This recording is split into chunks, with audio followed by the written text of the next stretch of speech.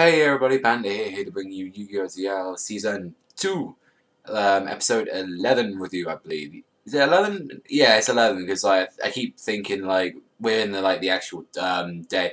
If anyone knows if Zexal got a new opening, please let me know. But I actually highly doubt it, because a lot of the time, I think Zexal 1 only had a new opening every 24 episodes, so... I don't know, it really does depend how long they're going to plan Zexal 2 for. Knowing how popular, Zexal is, the whole card game and all that, it's just, by that, I'm guessing we're going to have a new one probably next season, which, I'm not too bothered about, but I just want translations, so, just translations out, because we are currently missing... Episode 12, episode 13 are done. Just waiting for 14. But this episode, shuck. I knew this would happen to you. You've gone soft. You've gone soft to Yuma. Why? It's you gotta get, Sharks is getting a little bit too more conflicting with his character now. Because of the whole thing, he's trying to be friends with you. I can understand that, him trying to be friends with him, but then there's freaking tough love, and then there's just sometimes you just want to kiss the guy's ass, which it felt like he did that at some parts of this episode, which really annoyed it. But anyway, this whole episode was just so easy to predict, what was going to happen, because it's one of those don't give up episodes where, the main character's been beaten down, he's depressed, he doesn't know what to do, he's feel like giving up. One of his friends either bitch slap him, fight him, or do something. It's so predictable in shonen series and in any series that I've known, is that the hero's always beaten once and then he's stumped and he don't know what to do. It's so predictable and it's so annoying as a lot of times, especially in Yu-Gi-Oh! I find a lot of them are just so easy. I mean, granted, there are some that change. This one was a little bit changeable with that. Actually, Yuma somehow midway through the duel got his confidence and managed to win again. I mean, the whole duel was we got Yuma was just playing. I think he started off with the Golem. That was it, face down. Shark uses Shark token thing, giving up 1,000 life points. Some of these tokens, he special summoned this thing called Big Whale, a level 9. 1,000 attack points, so it seems very crappy.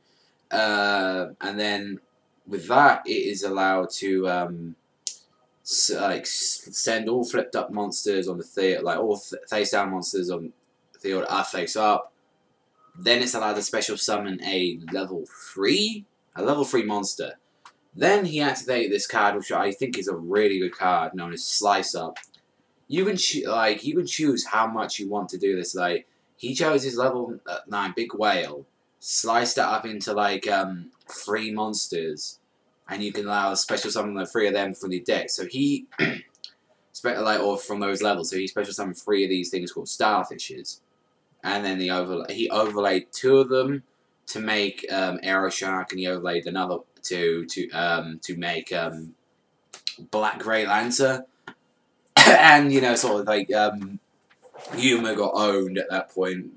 I kind of liked his because he got dealt 2,100 damage straight off, and then he summoned Go Giants to use the effect of Golem, and then this defense monster. Honestly, he could have just brought out an XYZ at that point, but Yuma being a bitch. And he activated this thing called Go Dus or something, and it basically, if you have 2 Go monsters, you cannot be, once per turn, they cannot be destroyed by battle, and as well, you cannot be dealt effect damage, so that left Arrow Shark. Yeah, because he did do Arrow Shark's ability as well, and that took out 800? I don't know why they even changed Arrow Shark's ability, if they just lowered his damage output on the effect, and because if you don't know, in the TCG, it's banished. Is his effect banish monsters? He deals 100 life points to each banished monster you have on the field. And with that going there, we've got. I try to think, like, Shark summoned this level 5 monster since he had 2 monsters, summoned another shark monster. And he brought out this new monster called Big Shark Carrier, which, it was alright. It was alright. It wasn't that powerful. Like, you can detach one monster, choose a monster with Shark in its name, and it's allowed to attack again. So he did, and he used up this card on his Black Ray Lancer to make it, like, extra attack on it. And make it become a shark, so he had to start calling it Black Shark Lancer. You know, it's so duel. Like, he nearly lost, but he summoned this thing called Gaga Gardener. That managed to save him when Astral came out. Discard a card, it negates the destruction. So yeah, he pretty much got that really so hard. Then he managed to bring up Gunbrother Knight, bring up Heroic Champion, and then Strongest Shield, which was a equip card that increases your monster's attack by the amount of defense it's got, so it ended up having 4,000. Using Heroic Champion's effect, then like doubled its attack to 8,000 and it attacked the Shark Carrier. And Yuma won, and then we also saw the bit with Kaito, who was actually watching this duel along, wanting his friend to do that. That's probably the most, actually, discussion I've done of the Yu-Gi-Oh! Because Yu-Gi-Oh! Takes a long while to explain with the episodes.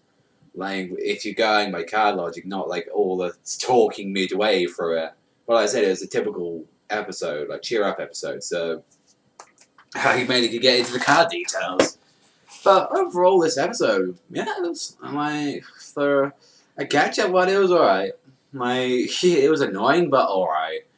But yeah, for you guys, because I know a lot of you guys watched the Raw and all that. Let me know if you got a new opening or an ending, anything at all. If there's anything interesting, nothing too spoilerific. That's all I asked for. Like nothing to spoil anyone else on the video. I don't really care a lot of the time for spoilers, but yeah.